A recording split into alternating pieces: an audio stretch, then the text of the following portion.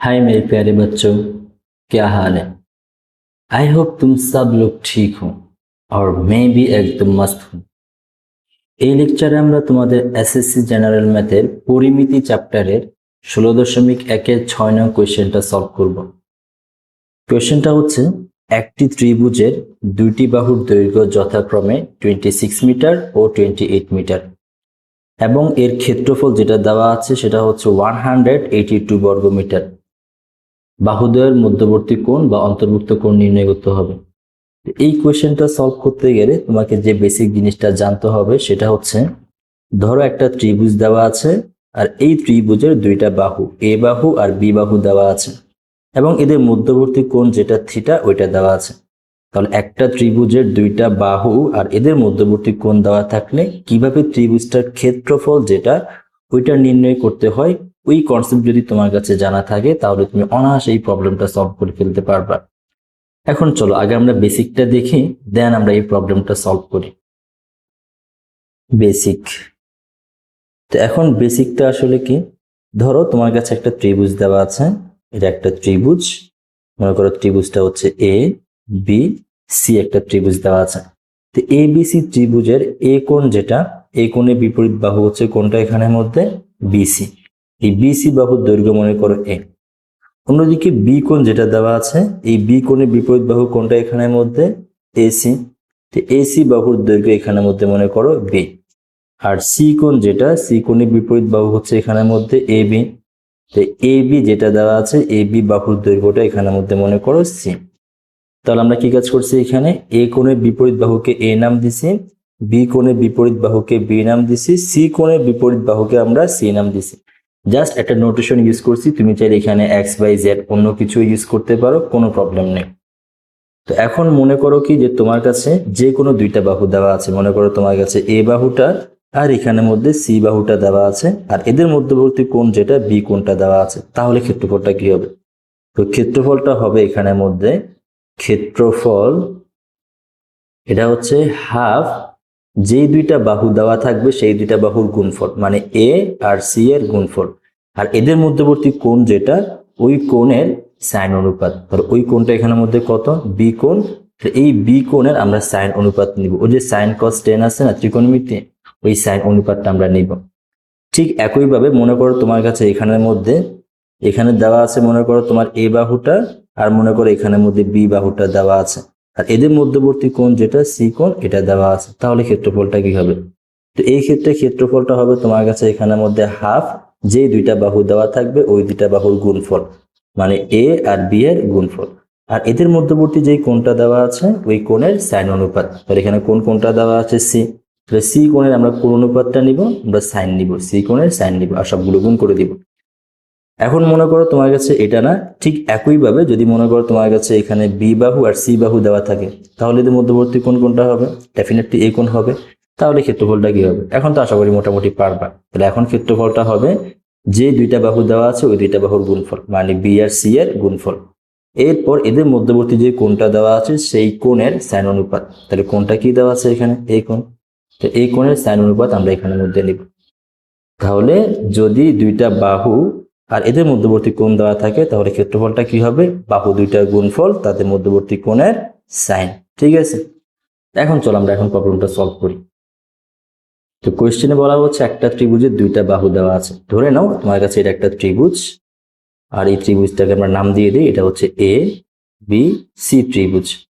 এখন ধরে নাও যে তোমার কাছে যে কোনো দুইটা বাহু দেওয়া আছে, তোমার কাছে একটা বাহু হচ্ছে যে কত, 26 মিটার। তো মনে করো এই বাহুটা হচ্ছে এটা, এ সমান দেওয়া আছে 26 মিটার। আর বি বাহু যেটা ওইটা মনে করো তোমার কাছে এসি বাহুটা, এই বি বাহুটা দেওয়া আছে কত, 28 মিটার। আর এদের মধ্যবর্তী কোণ যেটা ওই কোণটা আমাদের বের করতে হবে। পুরো ক্ষেত্রফলটা কিন্তু দেওয়া আছে, তোমার ক্ষেত্রফল যেটা ওইটা কত দেওয়া আছে, ক্ষেত্রফলটা দেওয়া আছে 182 মিটার বর্গমিটার, সরি 182 বর্গমিটার দেওয়া আছে। এখন দুইটা বাহু আর এদের মধ্যবর্তী কোণ কত, সি। তো এই সিটাকে আমরা নাম দিয়ে দিলাম, এই কোণটা মনে করো থিটা, জাস্ট থিটা নাম দিছি। তুমি চাইলে এখানে সিও ইউজ করতে পারো, কোনো প্রবলেম নেই। এখন তাহলে দুইটা বাহু দেওয়া আছে, এদের মধ্যবর্তী কোণ থিটা, ক্ষেত্রফল আমরা কিভাবে বের করব? এখন মনে করি সলিউশন। তো মনে করি মনে করি এ বি সি ত্রিভুজের দুইটি বাহুর দৈর্ঘ্য যথাক্রমে কি কি দেওয়া আছে এখানের মধ্যে? যথাক্রমে তোমার কাছে এখানে এ যেটা এ বাহুটা দেওয়া আছে 26 মিটার, আর বি বাহুটা দেওয়া আছে এখানে 28 মিটার। তাহলে তোমার কাছে দুইটা বাহু দেওয়া আছে এবং এদের মধ্যবর্তী কোণ থিটা ধরে নিচ্ছি, এবং এদের মধ্যবর্তী কোণ যেটা ওইটা আমরা কত ধরে নিচ্ছি? ওইটাকে আমরা থিটা ধরে নিচ্ছি। তাহলে ক্ষেত্রফল কি হবে? তো আমরা জানি ত্রিভুজের ক্ষেত্রফল সমান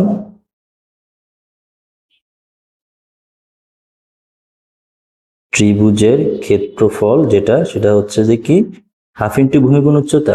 এখানে কিন্তু আমরা হাফ ইন্টু ভূমি গুণ উচ্চতা ইউজ করব না, এখানে আমরা কোনটা ইউজ করব? ওই যে দুইটা বাহুর মধ্যবর্তী কোণ দেওয়া থাকলে আর দুইটা বাহু দেওয়া থাকলে যে সূত্র ইউজ হয়। তাহলে হাফ যে দুইটা বাহু দেওয়া থাকবে ওই দুইটা বাহুর গুণফল, তাহলে এ আর বি বাহুর গুণফল, এদের মধ্যবর্তী কোণটা এখানের মধ্যে থিটা, তাহলে এখানে কত হবে? Sine theta. এখন এর মানটা আর বির মানটা বসাই দাও। তো এখানে হাফ, এর মানটা তুমি জানো, এর মান হচ্ছে এখানের মধ্যে 26 আর বি এর মানটা কত? 28 আর সাইন থিটা। তো এখন এগুলো গুণ করে দেখো তো কত আসে। তো তোমার কাছে এখানে 26 কে 2 দ্বারা ভাগ করলে কত থাকবে? 13 থাকবে। 13 আর 28 ইন্টু সাইন থিটা। তো 13 আর 28 গুণ করলে কত আসে? এখানে তোমার কাছে আসে 364। তাহলে তোমার কাছে এখানে আসবে 364 সাইন থিটা। এখন প্রশ্ন মতে ক্ষেত্রফল কত দেওয়া আছে দেখো তো। প্রশ্ন মতে ক্ষেত্রফল দেওয়া আছে কিন্তু 182। আমরা প্রশ্ন মতে কি বলতে পারি? প্রশ্ন মতে ক্ষেত্রফল সমান কত? তাহলে ক্ষেত্রফল সমান তাহলে প্রশ্ন মতে ক্ষেত্রফল সমান কত? এখন ক্ষেত্রফল প্রশ্নে যেটা বলা হচ্ছে সেটা হচ্ছে ক্ষেত্রফল হচ্ছে 182। তাহলে ক্ষেত্রফলটা যদি 182 হয়, আমরা ক্ষেত্রফল কত পাইছিলাম? আমরা কিন্তু ক্ষেত্রফল পাইছিলাম এখানে 364 সাইন থিটা। এই ক্ষেত্রফলটা বসাই দেয় আমাদেরটা। তাহলে প্রশ্ন মতে এখানে 364 সাইন থিটা ইজ ইকুয়াল কত? 182। এখন তোমার তো দরকার সাইন থিটা, তাহলে এই মানটাকে এই পাশে পাঠাই দাও। এই পাশে পাঠাই দিলে কত হবে? যেহেতু এখানে গুণ আকারে আছে, এই পাশে গেলে ভাগ হয়ে যাবে। তাহলে এখানে সাইন থিটা 182 থাকবে উপরে আর 364 থাকবে নিচে, 64 নিচে। এখন কত আসে দেখো তো? 182 ডিভাইডেড বাই 364 ইজ ইকুয়াল কত আসতেছে? 0.5। আর 0.5 মানে 1/2।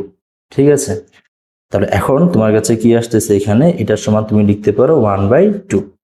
অতএব এই যে সাইন থিটা, যেটা সাইন থিটার সমান তো 1/2। তো লেফট হ্যান্ড সাইডে সাইন থিটা, রাইট হ্যান্ড সাইডে তো সাইন থিটা নাই, আমার তো লাগবে থিটার মান। তো একটা কাজ করো, লেফট হ্যান্ড সাইডে যেহেতু সাইন থিটা ফরম্যাটে আছে, রাইট হ্যান্ড সাইডেও সাইন ফরম্যাটে নিয়ে আসো। তাহলে সাইন কত ডিগ্রির মান? হাফ। তো আমরা জানি সাইন 30 ডিগ্রির মান হাফ। ঠিক আছে, সাইন 30 ডিগ্রির মান এখানের মধ্যে হাফ। এখন উপপাশ থেকে সাইন সাইন চলে গেলে থিটার সমান কত চলে আসবে? তো থিটার সমান যেটা আসবে সেটা হচ্ছে 30 ডিগ্রি। সুতরাং বাহুদ্বয়ের অন্তর্ভুক্ত কোণ কত ডিগ্রি? 30 ডিগ্রি। তো বাহুদ্বয়ের অন্তর্ভুক্ত